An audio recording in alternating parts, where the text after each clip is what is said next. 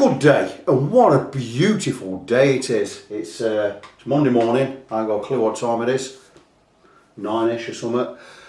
Back with Big Bob King's guitar, Takamine EN-18. Basically, it'll be a Takamine Japanese version of the Martin D18 Acoustic Dreadnought. What a lovely guitar it is. Now you can see I've got it taped up today. That's just for protection for when I cut the new fret slots. But what I'm going to be doing today, well, as well as cutting the fret slots, I'm also going to be repairing this hole, patching up this hole. Now you see that hole's a bit bigger than it was, and the reason being is I've been at it with a file and I've cleaned it up, so we've got no loose stuff in there. And I've also rounded it off a bit, but also you see at the top there, but take my word for it, it's wider at the top than it is on the inside, because I've slightly angled the file. Instead of going straight down, can you see it that way, straight down, I've gone that way to make the hole sort of that shape.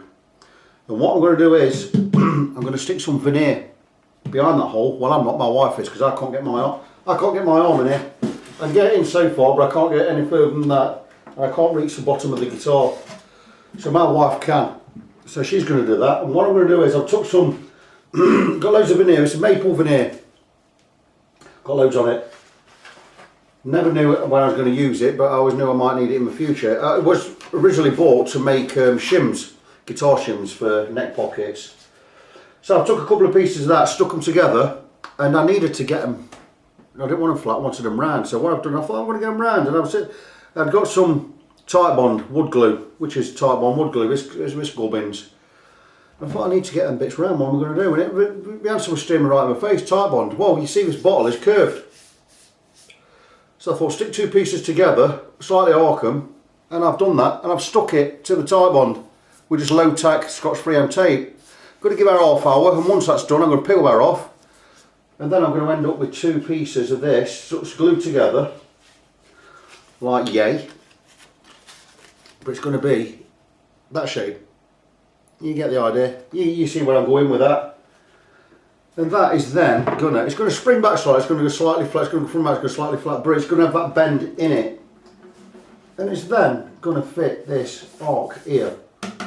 We're going to go a long ways with it that way. My wife's going to glue that in. It's not going to go that way, sorry, it's going to go this way. It's going to go that way on like that, absolutely. Which is going to be brilliant, it's going to fit that arc. So I'm going to cut it to size. I'm going to get some, you see that hole there, cleaned it right up. You see where we are with that. It's not perfectly round, that don't matter. Don't worry about things like that. And we're going to get that glued on the inside. My missus is going to hold around in there 10-15 minutes till the, I'm going to say arrow dye, till the epoxy sets. Now I've got some 5-minute arrow dye or 5-minute epoxy in one of my other drawers. What I've been using is the 30-minute stuff. Well, that's gone, it's knocking about somewhere. When I'm doing frets and stuff like that, or filling fret slots, but I'm not filling fret slots today. I need a quick drying one, so I'm going to go with a 5-minute stuff, and my missus is going to get her arm in there. She can hold it in there, get her arm 5 minutes, she'll be alright. I'll just trap her arm in there if I have to. Like that. She's going to get stuck in there. Once it's stuck in there, it's likely I could cut a few pieces of this into the round shape and basically fill that hole with this, which might be an idea. And I'm going to leave a gap around the edges, and I can just fill the edges round with epoxy glue, which is going to hold it all in place. I'm going to make it slightly proud. I'm going to sand it down. It's going to make a real good bung, basically. It's going to be a bung in there. And then what I'm going to do is I'm going to lightly sand it. I'm going to sand it down, get it flat, and we're going to match that colour up. I've got some furniture pens, crayons for furniture fixing and touching up pens they are. A lot of guitarists, luthiers use them. So that's where we're going to go with that. So it's not going to be super, I wouldn't class it as structurally rigid. I won't be screwing any holes in it or anything like that, but it's going to be absolutely solid for the guitar. And something else I'm going to do, I'm going to get some, I'm going to go over with some white spirit and just lift, or I might go across with, just spray this all with some mineral oil, just to lift some of these little spots out here, look, you know, little marks. Just try and lift them out a little bit, see if we can do that, and then we can give it another polish and bring a new shine to the guitar. The idea is I'm also going to stain the fingerboard again. So I'm going to go across with a little bit more sandpaper with the 16-inch radius block. Blah, blah, blah, blah, blah. It's knocking about, I don't know where it is. Yeah, here it is. Might go with a slightly thicker grit than that. It's 400 grit on there. That needs changing now because it's really, really smooth. Might go with a little bit more, a bit more coarse paper. I'm going to just smooth this fingerboard. Get any old grime off there. Then we're going to go back with a smooth paper, polish it all up again, get it all nice and flat. And we'll go across, I think I'll go across, like I say, just with a couple of coats of Rustin's wood dye, ebony colour. Brilliant this is. It won't go black. What it does is the ebony, because will coat it, it will darken it, but it'll bring out that shine, you know, that grain in that wood. It'll bring that all back out. And once that's all done, we can give it a slight, not so much a polish, but we're just going to buff it with a few strokes here and there of some good cotton. I'll use an old cotton tea towel. And we'll get a good buff on there, and it'll bring out that grain and bring a shine. It'll just make the neck look absolutely fantastic. And then we can look. I'm going to stain it before I put frets in. Then we're going to look at getting the frets in. I'm going to get my fret saw out, or my guitar fret saw, and I'm going to recut these slots to just the kerf on it, just over 1/2 mil. And then we can look at getting the new frets in. And that's really where I am with this. So I don't think that's quite dry yet, so I'm not going to unpeel it yet. What I'm going to do is I'll unpeel that in about 10-15 minutes. I'm going to grab my son a coffee. I'm going to let that dry. I'm going to stick it in the window. It's in the sun at the moment. Stick it in the window like so. Blah blah blah blah blah. Praise the Lord. It's all going to work nice and well. That nice and good. And I'll come back in about 10 minutes. Keen update. We'll see how that's gone, and we'll get my wife's weedy arm in this guitar, and a wonderful weedy arm, by the way. And we'll crack on with it. Hello again.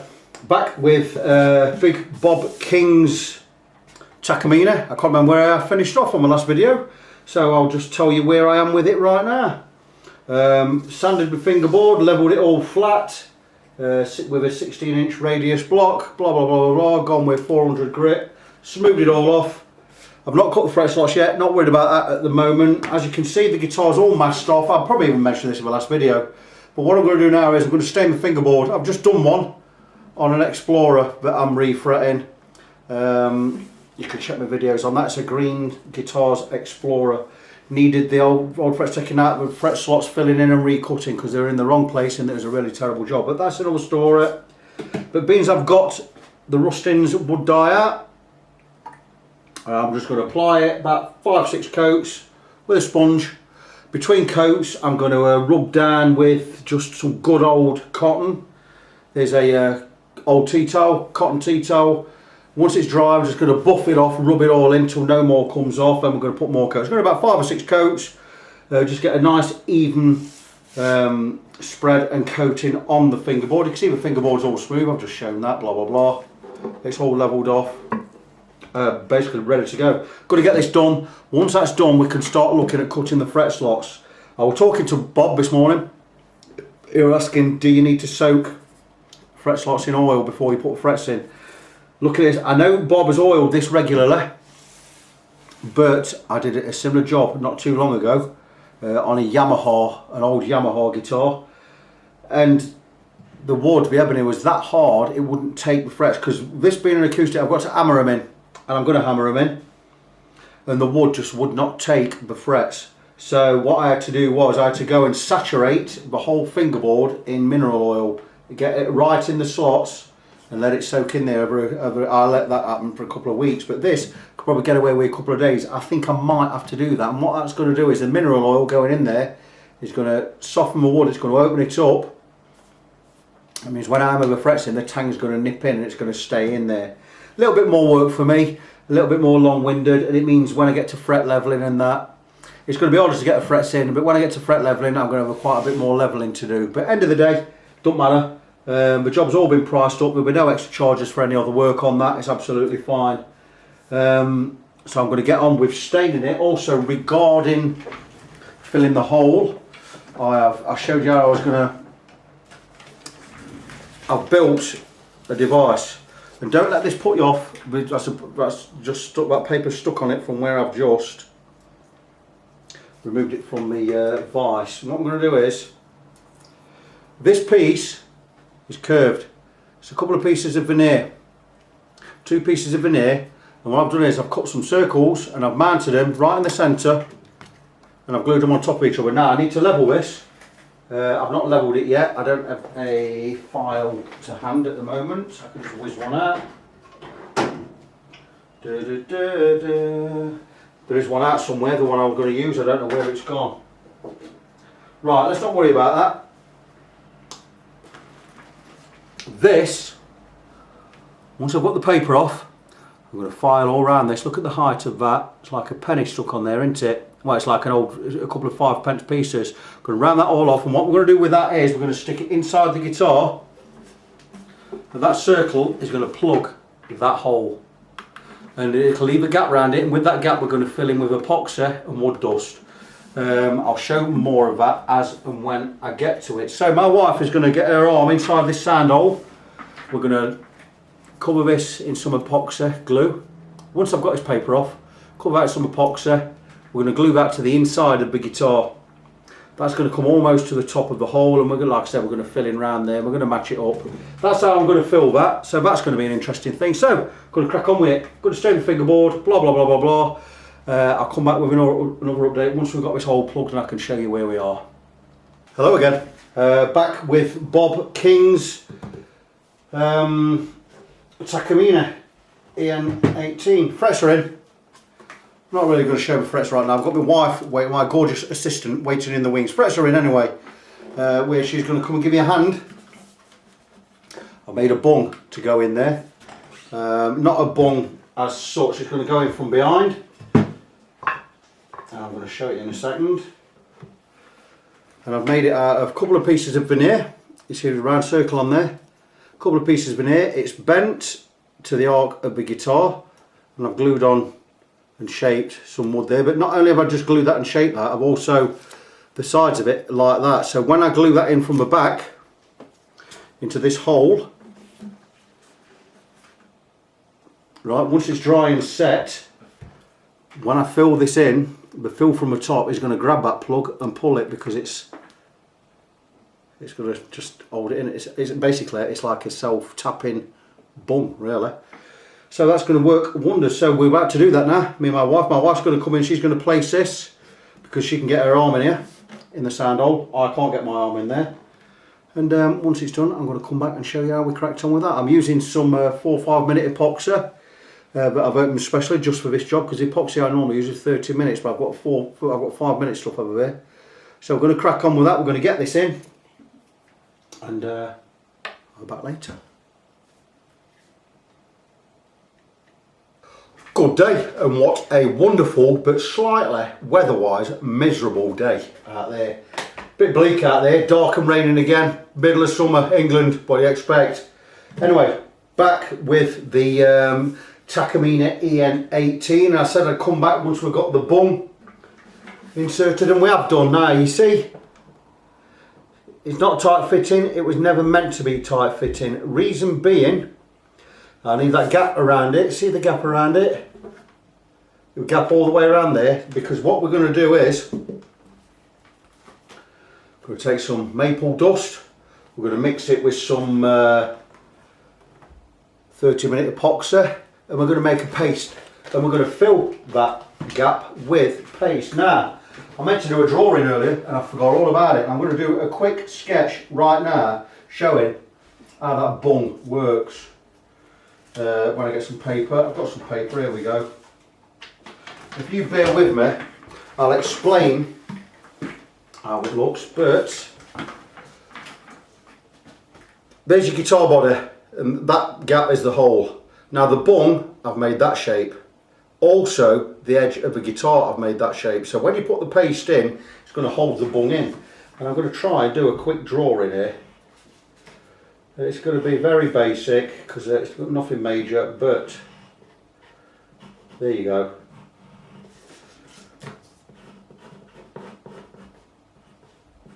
That is the shape of the bung.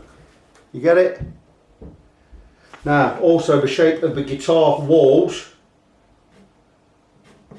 is the same shape, basically, as the guitar walls. You'll see it in a minute. I'm just going to do a quick colour in there. So the darker bits are the guitar walls. There you go. That kind of affair. That's a guitar wall. It's the same shape. So when inject or put in, fill the mix I'm going to make, the paste, that is going to hold that bung in, even though that's glued anyway. Let me just make that clearer for you. There you go. That's the bung in its entirety. You get it now. There you go. That's already glued in here and here. But when I put the paste inside and over the top, it's going to hold that bung in. It's going to make it super secure. I always wanted a way to make it secure if anyone was poking it with a pencil, for instance. Some people do have pencils behind the ears sometimes, and we go poking things. Don't know why they'd want to do that, but sometimes they do. So that's what's going to happen. And when we fill in, I'm going to do it. This is like live TV. It's like play school. When we fill in with the resin, or the paste, should I say the paste I'm going to make. There you go. That's going to be the fill, and I'll just file that down to meet the top of the guitar body. Very, very simple design. Something that just came up, something I thought of when I was doing it, thinking, how am I going to do? I'm going to sort that little problem out. So that is going to work. I may have invented something new there. So there you go. That's how that's going to work. So I'm going to mix up some paste. I'm going to mix up more than I need because I've got another guitar that's going to need some as well. I've got to fill for some fret slots to recut them later on another guitar. So I'm going to do that with this guitar. Once that's done, we're going to be ready for leveling and recrowning these frets. We're going to level them. We're going to shave the edges off, and we're going to bevel them as you do. So that'll be another job for. We'll start on that later this afternoon. What I'm going to do is I'm going to get this filled in, and I'm going to wind this part of the video up. We're going to move on to part 4. This is still part 3 of the video. So I'll come back with a mini update once I've got that filled in. It's 30-minute epoxy. Whether I come back when it's in there, I'll probably come back when it's all dry, and I'm going to show you how I'm going to shave it all off and get it all sanded down. So I'll be back again shortly with another update. So wrapping up part 3 of this Takamine EN-18 or EN-18 Dreadnought guitar. I've filled the hole, I've sanded it down. I've not got it right flush yet, but I've got pretty close. And even though we lost a bit of a shine off the guitar where I've sanded round it, don't think that looks that bad, do you? Structurally, it's bang on. I'm quite pleased with that. Cosmetically it could be a lot better, but you see, the cosmetics weren't the thing. It was about getting the guitar structurally sound. It's still a little bit proud of the body there. I could file a little bit more off, but time's pressing. I want to get the refret, get the frets sorted out. So I'm going to leave that for now. I will come back to that when I finish this guitar off. Next week I'll sand a little bit more off, and we'll see how flush we can get that, and then we'll try and get some polish in there and try and get that shine back on there. But it's the first time I've done that kind of repair. It's going to be, I know Bob's going to be pleased with it, because that's going to be structurally sound. He's not worried about the cosmetics of it. It's a 31-year-old guitar. It's all about the sound with this. But that is solid. It's going absolutely nowhere. So there you go. So that is going to wrap up this part of this video. I think it's 3 parts I've got now. The light's gone a bit weird because I've turned the electric light off. It was just too orange. Now it looks really, really blue. Don't know what's happening there. A little bit dark outside. I'm going to see Stranglers tomorrow in Cornwall, so I'm away for a weekend, so I want to get on with this. Like I say, this is part 3 of the video now wrapped up. I'm going to get on the next part of the video. I'm going to take off the edges of these frets. We're going to bevel the edges, then we're going to level the frets, recrown them, and get ready for polishing. So be sure to tune in for part 4 where I show all the work we're doing, and that's it. So I'll see you in the next part of the video.